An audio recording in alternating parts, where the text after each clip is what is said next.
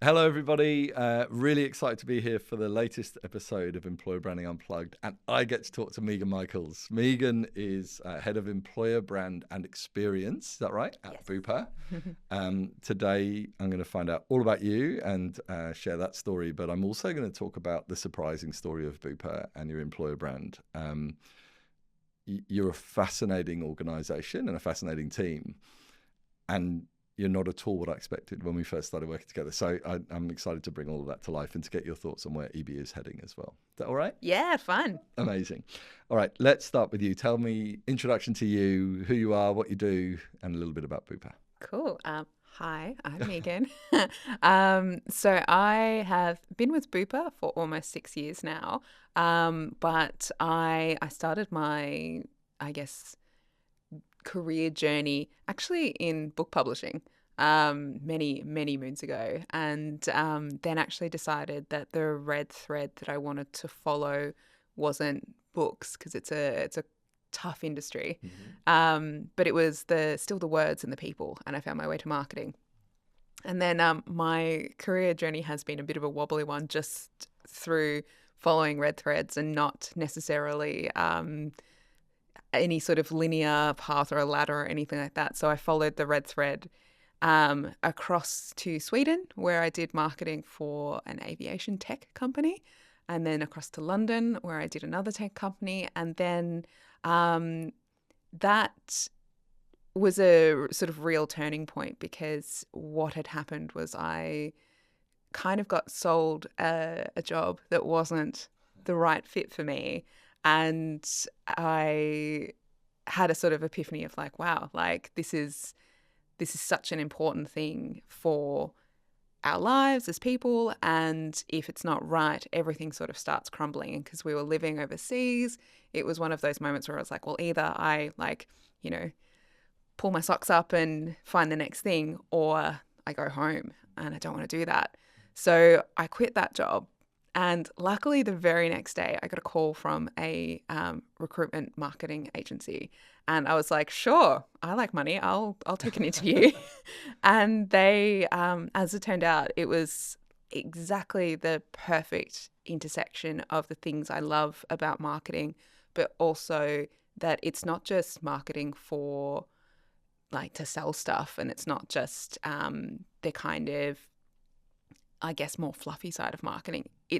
And as I just had this experience, it's this really important thing to people's lives. It's helping them find the job that's the right fit for them. So I, jumped at this role and got to work with amazing clients like Marks and Spencers and AstraZeneca and Enterprise Rent-A-Car and all these huge global brands. And then when it was time to come back to Australia, I knocked on Bupa's door, and thank goodness I answered. I love it. I always say employer branding has ruined me for any other forms of brand or Yeah, marketing yeah, because there's nothing quite like it. I mean, how could you go back to selling toothpaste, right, or anything? yeah. And yet, employer branding is often really misunderstood. So misunderstood. Could you tell me what it means to you, and what is employer branding, thinking about recruitment marketing as well, and advertising and so on? I'd love to share your perspectives. Yeah, sure. So I think, as you say, employer branding's often misunderstood, and I think it's categorized in a couple of different ways. So one of those is it's recruitment marketing. It's about getting our jobs in front of people and getting them in the door, and then that's the end of the story. Or it can potentially be looked at as we need an EVP, and it's the messaging that we need. It might be an internal thing. It might be, some touching into brand or something like that. But it sort of gets chunked as like, okay, great, we've got a PDF that's got a nice message on it now. Yeah. Like, see you later. Terrific. And then the sort of last bit is, I think, where I think the true strength is, which is it is about the employee experience. And it's actually a lot more than it's all of those things, but it's a lot more than that. It's about helping to design the product that people want to be a part of and want to buy. So how we're doing that at Bupa is trying to look at not just each of those separate bits, although those are all vital to what we're doing. It's looking at, okay, people become aware of us as consumers, what does that mean when they start working for us as employees? And what's that whole cycle that we want them to have? Because we're very aware as well that our employees are actually our customers too. And they're customers on the level that they're employees that have an experience with us, but they're also literally customers of our health insurance. I have Bupa health insurance, so they experience us from all these different angles, and we have to get it right. And they're also they are the product. The product, Yeah. exactly. So, if you're at a dentist or a Bupa optical or in an aged care home or one of our new medical centres, you are literally experiencing the Bupa product through our people. So just all those different layers intersect in this sort of complex, but actually it's complex but simple at the same time. It's just people. And it blows my mind that even brand agencies, generic brand agencies or those doing more consumer stuff, they still don't get it. And I'm not doing everybody down. I know there are some that do. But there's somebody, I won't name them because they'll probably sue me, but I'll try to. But the lead creative strategist talked about employer branding as basically it's marketing the products by showcasing the people. And I'm like, no, you've missed it entirely. And the bit that I love, I agree with you about the customer thing, and everybody uses that as the thing to say, look, this goes beyond recruitment and retention. But the bit that you talked about that I adore is this interesting piece that you're trying to inspire people to come and buy the opportunity and engage, but it's not buying, because as soon as they buy, they are part of the product. They are the product. And critically, they don't just walk away with a pair of runners or the toothpaste and then, or even the car, like a big purchase. It's not a customer relationship. As soon as they say yes, they've committed to be with you. And then you are both, through the manager and the team and that employee, trying to make it work. Yeah. Yeah. And like we've all heard the adage as well of people don't leave jobs, they leave managers. Exactly. Yeah. So there, and when we're asked how are we measuring the success of our employer brand, and you sort of start unpicking these threads where it's like, well, okay, there's the success of a campaign, there's the reach we have for the brand itself, unprompted recall, all that sort of stuff, like all the brandy marketing-y stuff, sure. But then we start getting tagged for things like attrition and retention and like what are our culture scores and things like that. So there is recognition when we're next on the block for this sort of stuff. But then I find the challenge is actually having a voice in those conversations to say, hey, if we're going to be measured against these numbers, we want to affect that. We want to be in control of that story as well, because ultimately you're saying this is the brand. Well, like let's have a conversation about that, right? Super interesting. I love these chats because it gets me developing my own thinking. People think I'm just opinionated and stuck in. I always say the same stuff. It's what I've been toying with lately after a few conversations like this is the idea that and when it comes to early attrition, reducing early attrition, driving up employee engagement, yes, you can see metrics going up and things going in the right direction, but it's very hard, for example, to say the EVP did that. What we find the role of the EVP within an employer brand, and by default some of the other employer branding work you can do, is it gives you an anchor, it gives you a vehicle, it gives you for consistency, and it's almost like people have all these experiences and moments and stories. They can hang them on the hook of that EVP. So we always talk about, if you're doing storytelling, if you're doing recognition internally and elevating the moments that matter, when you've got 3, 4, 5 key EVP pillars, well, that gives you the frame. So in the same way that values, when they're done properly, can give you that frame through which to do it. Yeah. So you're not always going to get that gratification of, we did this and it drove up this by 12%. Yeah. And I think it goes back to that interesting idea of like, what is employer brand and what people think employer brand is. And some of the interesting conversations we're having at the moment is around our internal expression of our brands. And there's recognition that, we've got this very blue cube pulse consistent external brand for our consumers. We mirror that with our employer brand. And then you get into Bupa, and because there are so many different voices and we're a big complex beast, there's lots of different ways that you get communicated to, and essentially lots of different brands that you... And ways you experience that brand. Exactly. Yeah. So we recognize as a people team that this is a challenge for us, because people kind of, come through the tumble dryer of onboarding and then get into Bupa and they go, whoa, wait, what's that? And I don't understand all of these acronyms and all of this different branding. And I sort of think about it like wayfinding in an airport. Like, follow the yellow line to this gate and follow the like very clear messages, because it's huge volumes of people. And I think you kind of have to think about it the same way with your external brand and internal brand. It's wayfinding for people, and you have to be able to your point, use those pillars and those messages in a consistent way that echoes when you come inside the building. So you go, great, I knew what I was expecting. And those sorts of moments are the moments that I think help people go, yeah, this is the right place for me, because I immediately feel comfortable. I understand why I'm here. It is meeting my expectations for what I signed up for. So, and that's interesting. So, and fun enough, we've worked with Bupa, and I'm very proud to have done that and of what we've done together. me too. But we've had a lot, and we'll talk about that. I loved it. It's so good.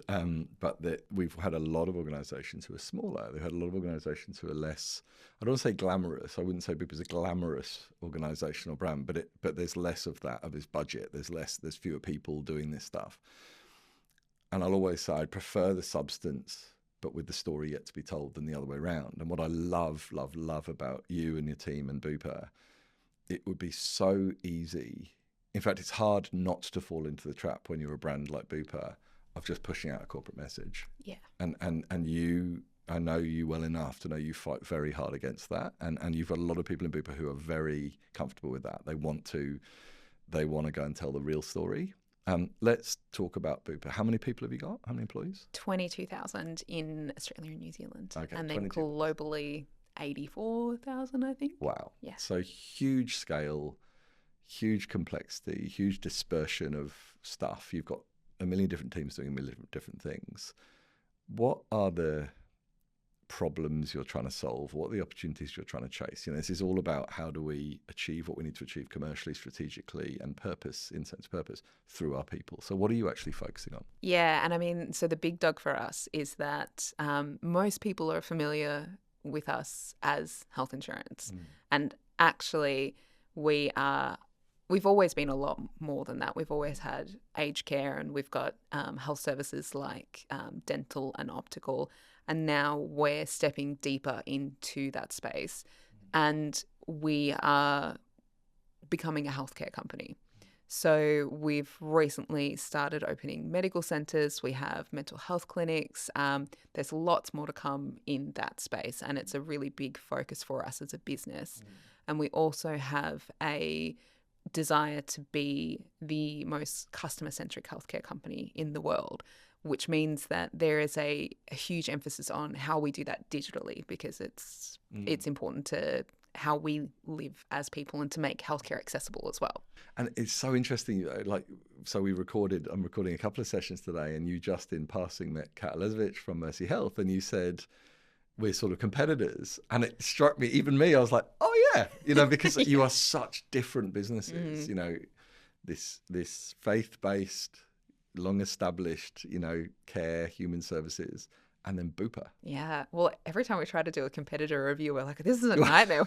We just compete with everybody. Because even, with the tech space, we're looking at, like every company does tech. And if we're looking at our corporate space, we get a lot of people across from, Big Fours and all that kind of stuff. So, it's really hard to compare ourselves against anybody, which is part of the cool stuff, but also part of the challenge from a brand perspective of how you shift this huge momentum away from our big, beautiful, powerful, strong health insurance brand into something different and into the place that we want to be and what we want to be known as. So that's our big challenge at the moment. So big scale, big complexity, a big shift, not just in the brand message, but in what you actually do. Yes. You're employing people on the ground, client facing, doing this stuff. Yes. So huge change. But I think you touched on it, but that there's this sense of imagine the impact that you are going to have as an organization. So I've worked with some 300-person organizations in your space. and they're wonderful, and the connection and the meaning and the purpose and the visibility, the sense of consequence, all those things are there. But they can't change the whole sector. They can't change Australia. You can. Yes. Which is it's a huge responsibility as well as an opportunity, right? Yes, and we're very aware of that really exciting opportunity and very conscious of the responsibility as well as a business, which is why I think it's a really interesting moment for us in employer brand because, the conversations with our brand colleagues in the past and even with our, experience and culture and just everybody who touches people at Bupa, it's always kind of been like, yeah, employer brand, it's, we've got to have it and we've got to do it well, but, and now the conversations are like, whoa, like this is actually pretty critical to how we do business because we have to attract people who want to be a part of this change and this big thing and who feel this responsibility too and who feel this purpose like we do because it's, it is literally what we're delivering to our customers. So we have to get it right. And it impacts every level of what we do at Bupa now. So it's a really important moment, I think, for employer brand. And it's so true. Like, I think even those working in insurance, even though, it's not all about the front line, even those working in corporate strategy, whatever, the biggest surprise that I found when we got under the skin of Bupa and when we got to work with you is how, number one, how connected to purpose people are genuinely. And number two, how relationships driven, how personality driven, how informal it is for good and for bad, right?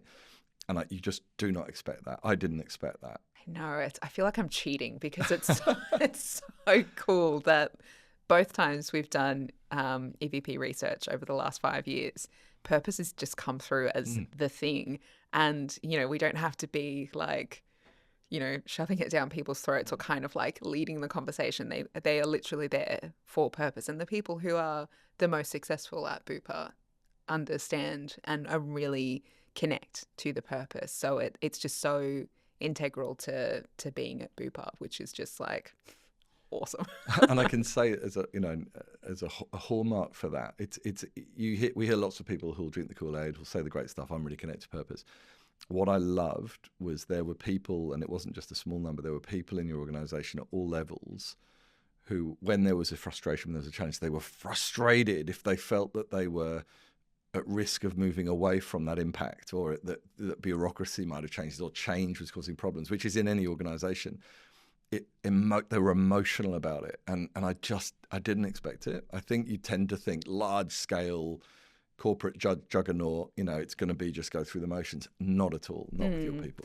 And I think that's the interesting thing about a purpose-led organization because, not a lot of people know as well that Bupa doesn't have any shareholders. We're not owned by anybody. Yeah. So, which we assume you are.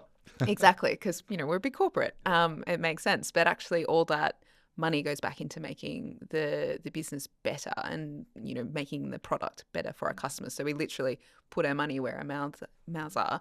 And it means that the purpose is really like framed by this super strong ambition as well. So I think when you think of a purpose-led organization, you can tend to sort of think like, oh, great, they're a bit fluffy and airy-fairy and it's kind of nice and a nice to have.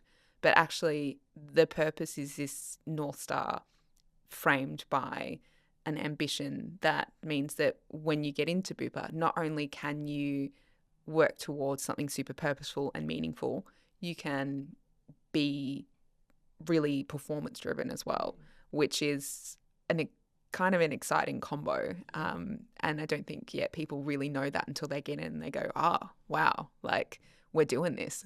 And I don't know if you intended to, but you've just set up the perfect segue to share your EVP. So everyone at home is going, tell us, what is it? And you've just had it signed off and you're going to pursue it. So tell us your EVP, tell us about it, tell us where you got to. So our beautiful new EVP lead line is where purpose meets possible.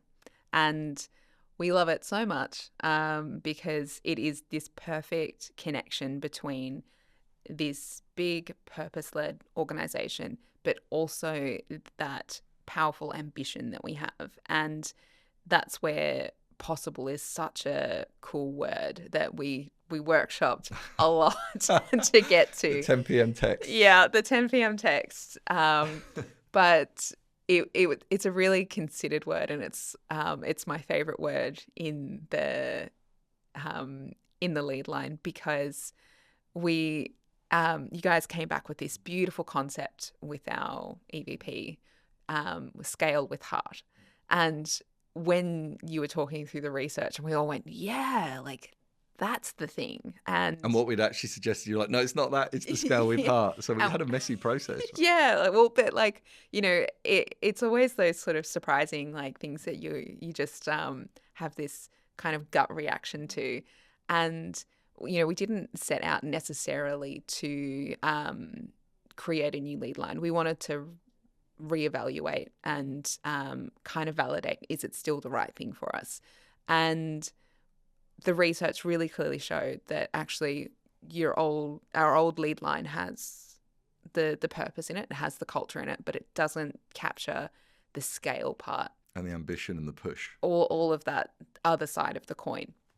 So we liked the concept, but scale, and going back to that idea that we know and we're very aware that we're viewed as a big corporate health insurer and financial institution. Scale is a word that really leans into that, and we can't go to market with a word that just keeps reminding people that we are a big global company. Or a machine. Yes, yeah. Exactly. So instead, we really dug into what's the word that we can use that talks to not just Bupa's ambition, but the fact that our scale means that we've got this big organization behind you, pushing you as a person working at Bupa to actually go and make something purposeful a reality, so that the work you're doing is not just meaningful because you've got this thing that you're sort of floating towards. We're actually all driving towards it, and we will help you learn and develop. We'll help you take your career in whatever direction, locally or globally, you want to take it in. We'll, you know, support you with all of the benefits and the perks and all that kind of stuff. But, you know, the idea is that we're actually making it a reality, and you can have purpose and reality at the same time. I love it. And you've talked a lot about the purpose and possible, and those are the two words that people will be drawn to. I'm going to geek out for a moment, so fast forward a minute if you don't like this, folks. My two favourite words of those four are where and meet. Yeah. And I think the where speaks to this place, and it reminds people that this is not just a logo, this is not just a machine. And it also speaks to all the many different places across Bupa's operations. And the meat, it humanizes it. And it's this idea of these two things coming together. And it wasn't, I think people assume that we come up with this stuff, whether it's internally, externally, whatever, by this flash of creative. We're not going, oh, what's a cool way to say it? What we're saying is, we're going, what's the thing? Like, what is this thing in front of us in this organization? What have we been feeling and experiencing? And what's that gut sense? And what have we been hearing? And it just so well speaks. So that the reason I like the purpose and possible is obvious, is that it's bang on your offer. But the where and the meets, it humanizes it. It makes it more informal, and it speaks to the movement, the meets. And I adore it. So congratulations on that. I'll go off script. We prepared some questions, but I'll just break all of that. It was a really messy process, and I really want to speak to that, because for us as an agency, as a partner, but also for you, and it wasn't easy. We have some, I reckon I'd say 80% of our EVP work, it's so smooth, because especially as smaller organizations, when I say smaller, you know, not dozens of thousands of people, we do the research, we engage, we listen, we come up with something. You know that I'll often say we don't normally provide options, and it's not because we're miserly or whatever, it's because we say this is what it should be. That didn't work in this case. So we came up with something. You loved the findings, you loved where we were going, and there are quite a lot of people in the initial playback liked the initial concept, but there was just this nagging thing that wasn't quite there. And then we ended up on this meandering path, including 10 p.m. text, where we actually finally landed on the right wording. How was that for you? Yeah, well, Honestly, we so appreciate that you you were willing to sort of come on this meandering journey with us, Yeah. because for us as well, you've kind of got the gatekeepers in the employer brand team, and I'm so lucky to work with Becca and Agatha, who are just brilliant and Stunning human beings. I mean, nailed absolutely this team. But so I really, really value their opinions and their expertise. But we are all really conscious that the employer brand's not, and as we talked to at the start, it's not just this one thing, it's many things, and many people are a part of it. So we knew we needed to be really engaged with our brand team, who we have an internal creative agency as well, called Blue Agency, and they are also, in addition to being like wonderful, brilliant, and very, very clever colleagues, they help us govern it, and they help us like get the momentum behind it, because they are the ones going, hey, you've just put this thing through from whatever team, this needs to be in the employer brand guides, or this needs to, have this message in it. And they help us sort of to deliver it, which we value so much. And same with the brand team, because of that recognition that employer brand is really important to where we want to go as a business. We really go hand in hand with a lot of the stuff that we do now. And also just kind of the extended people team as well. There are a lot of stakeholders there who we know that if they're not buying what we're selling, no one else is going to. No. So there was kind of a long journey to go on to make sure we were taking everybody's sort of views in at the same time as trying not to do a lead line by committee, which is always a disaster. Almost went there, but we managed to do that, right? We brought it back. But that's what's interesting. So I think people think, lots of stakeholders and got a politic and got lip service. It wasn't that. There was a degree of making sure everyone had a voice and so on. But what I loved, and I said this to you when we first realized, okay, we're going to need to do some more on this. Because you think as an agency, people think agencies, it's go back and come back with something else. That never works. Look, people will come up with something and eventually something will get signed off. But I think that from the moment we started that phase of it, I said, this is the good stuff and this will make it better. It was painful at times, as we know, for everybody.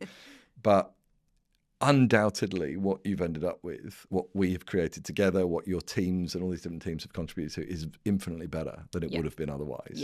Yeah, and we're all so super proud of it. And I think as well, like a lot of things, if it was easy, we'd all go like, yeah, cool, like no problemo.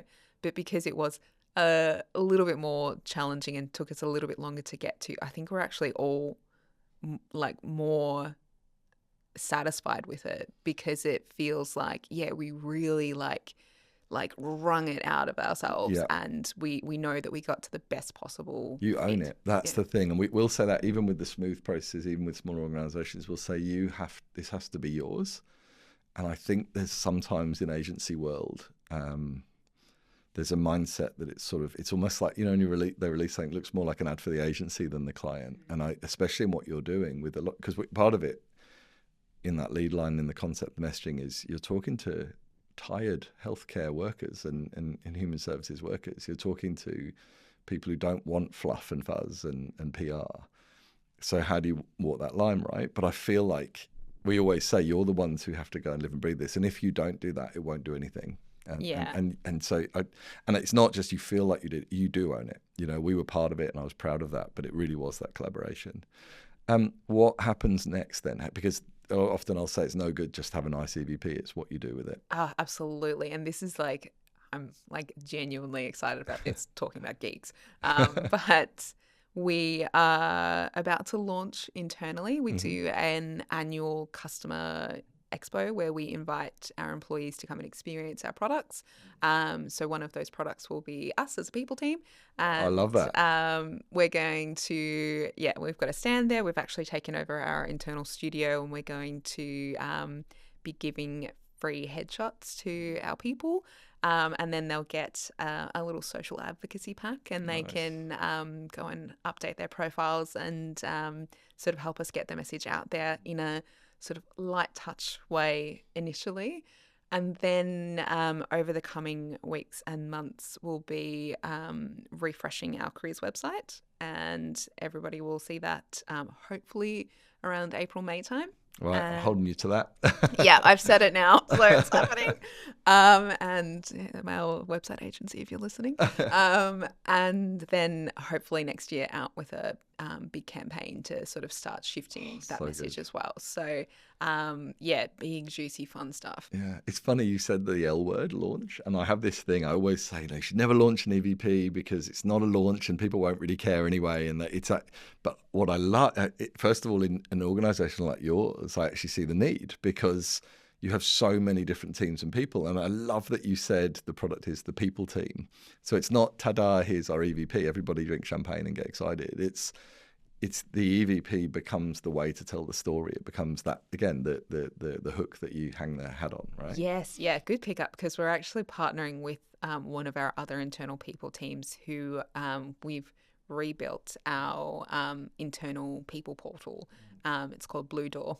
We love a we love a theme at Bupa, but it's really cool because it will honestly enhance our employee experience. And so the idea is that this isn't about here's a new thing for our people. It is we are working and walking together to create a better employee experience, and the employer brand, the EVP, is a part of that. And so our Blue Door will be branded to look like it, and it's all just cohesive and coming together to show that it's a unified employee experience. So it's also that first step towards helping to unify that internal wayfinding system as well. So we've just got so many sort of threads in play at the moment around how we, I guess activate, but I almost want a different word for it. So I feel like I'm a Trojan horse on some of these projects that we're coming in. I'm like, hey, we're here too. Infiltrate. Yes, Yeah, yes. I feel like we're infiltrating all of these different spaces. Not that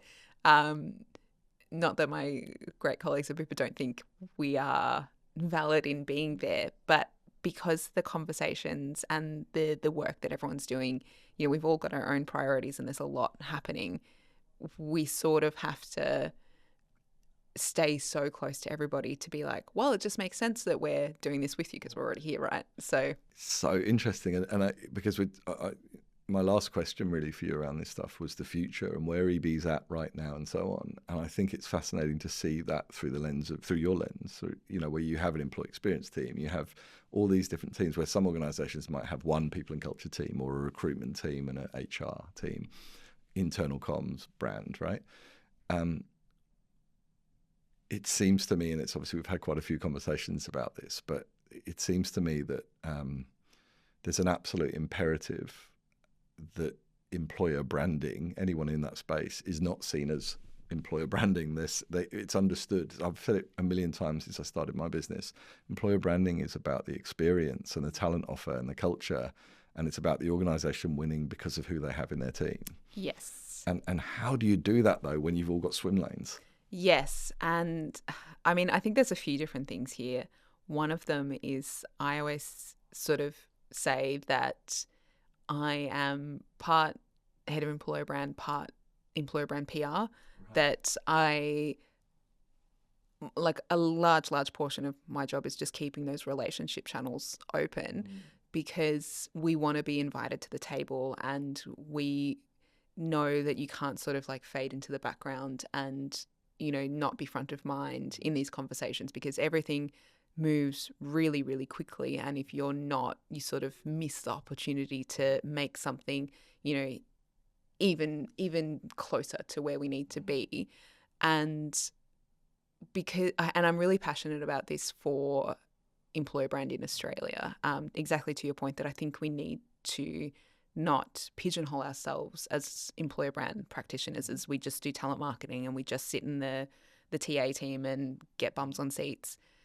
It is about that experience piece, and it is about, it's culture, it's every touch point that you have as an employee, both before you join and after you join. It's that whole life cycle, right? So, you have to sort of be sticking a finger in every pie to be a part of that. And I think one of the ways that we're looking at that at the moment is we're usually, somewhere in the people strategy every year. But we noticed over the last couple of years, we were sort of named against things like, how are we going to enhance this part of our EVP? Well, as much as I'd love to own the whole offering for our people, I can't affect that. I'm packaging it in a way. But if we can help make those conversations a little bit clearer, then that's where we can sort of be a helping hand. So we've created sort of the next layer down of our messaging structure, which is our people products.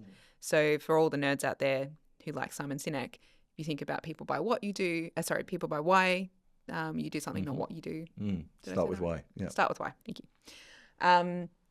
So our lead line is our why. Our pillars are our how. That's how we talk about it. And then our people products are our what. We need what we do to make why we do it real. So when we're having conversations internally now, we want to be able to say, well, you're looking to enhance this part of the EVP for this audience. Can we pull on these things that already exist in our people products to tell stories about that?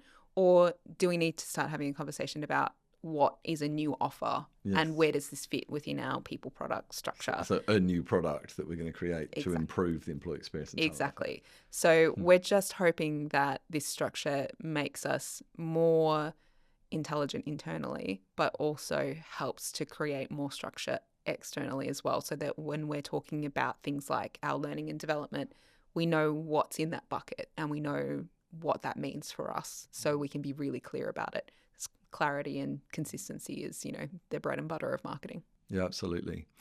Obviously, lots of disruption for anyone in talent, culture, lawyers, researchers, project managers, anybody through AI. Like, the whole world is changing, and probably the distance between us recording this today and it going live, there's going to be massive change again. What are you seeing? What are you experiencing? And I want to make it safe by saying I'm sick to death of people out there telling everyone this is all opportunity, because there's uncertainty and there's fear and there's change. First of all, what are humans going to move towards if they're not required for these things? So I just, I don't feel the need to spout all excitement and joy, but what are you seeing in the space? It's interesting because I think we all talk a good game about AI, but I had an old boss who used to say shiny thing syndrome. And I think we're in that sort of phase at the moment where everyone's going like, AI, we've got to do it all, and let's get this platform and do this thing. And actually where it makes more business sense is, well, what are the always looking at what's the problem statement, what problem is this solving for? And I think in an employer brand space, obviously there's efficiencies to be had through, Gen AI for creating copy and stuff like that. But I think we need to be really careful because, AI is generic and it's not always accurate. There's, expertise bias as well. If I put in, give me a structure for a deck that I want to talk about XYZ for this marketing plan, some of the stuff that comes out, I'm like, yeah, cool. But some of them I'm like, that's pure garbage, because I know the space and I know what I'm talking about. But if I said, give me a piece of legalese for this, I'd be like, oh yeah, looks good. Whereas a lawyer would look at that and go, that's not right. Don't do that. You will get arrested. So I think we need to be really careful in that respect as well, because we can, I think, walk into a bit of a trap where people go, well, I can just use AI for marketing and I can use AI for employer brand, and we've kind of shot ourselves in the foot when we know that we're the experts and we know that it's not always right, in exactly the same way that any other expert would look at it with that critical eye as well. So I don't know that I think people tend to trust AI a little bit too much. And yeah. It's going to be interesting. One of the things, I know a business that this is outside of employer branding, this is in commercial and consumer branding, but they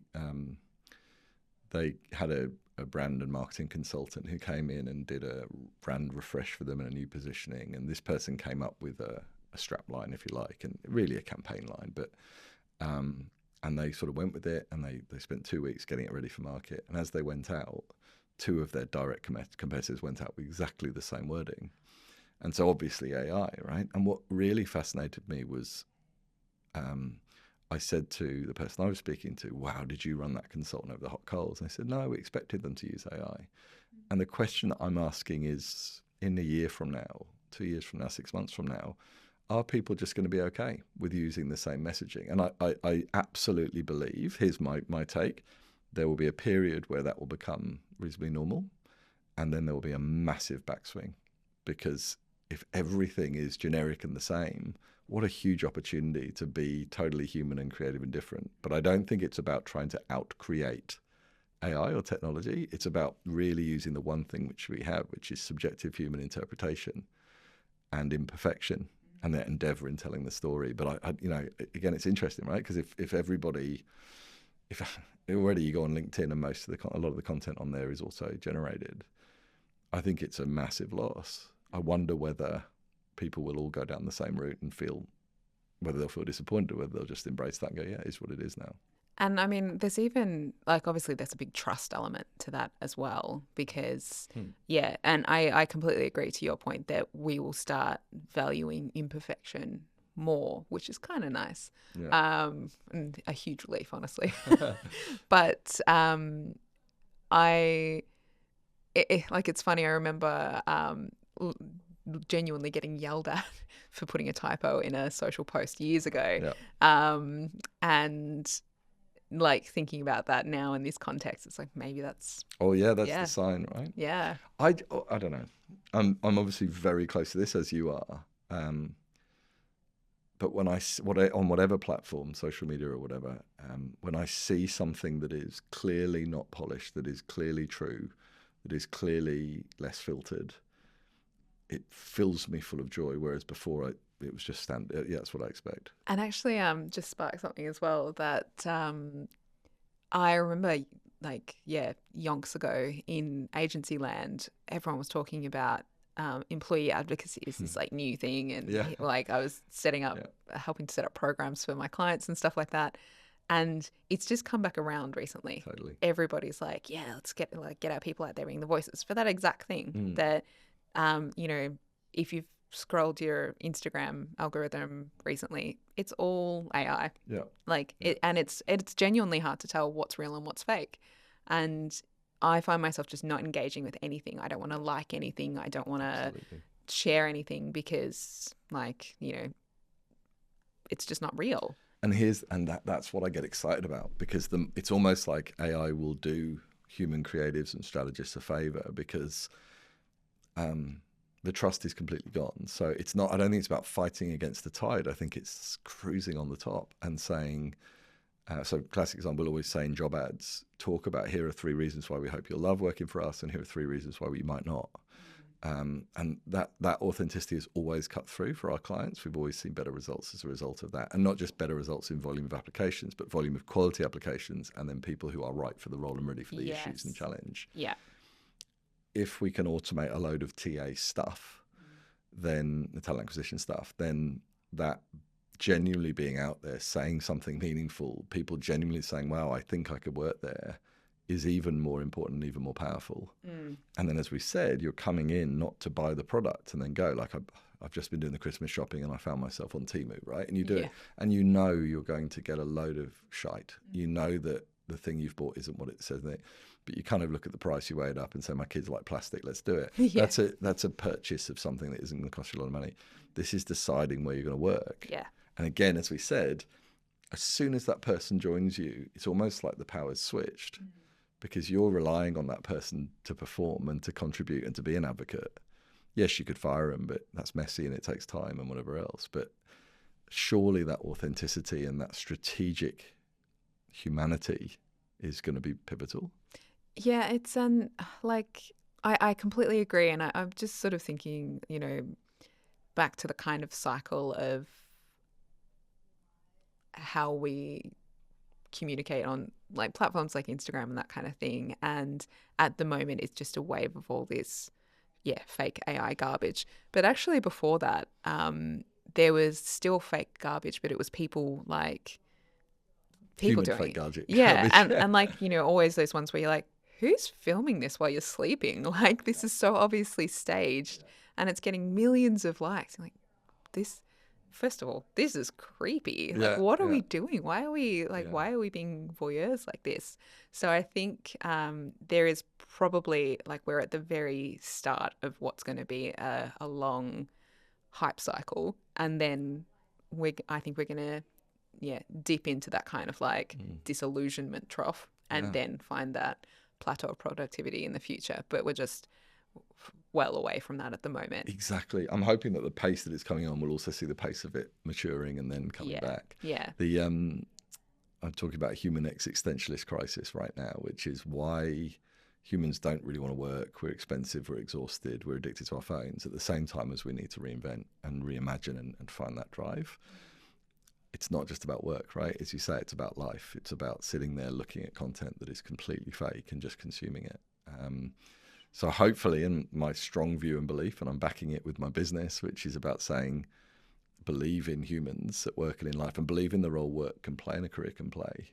And so what better time for Bupa to make that move from insurance to healthcare, and create opportunities for people not just to earn money and security and opportunity, but actually to enact purpose. Yeah, definitely. And I think at that, every stage of that kind of, this is why us, this is how we do it. And within that how as well, like actually showing that in the reality. And to your point, you know, this is also why not.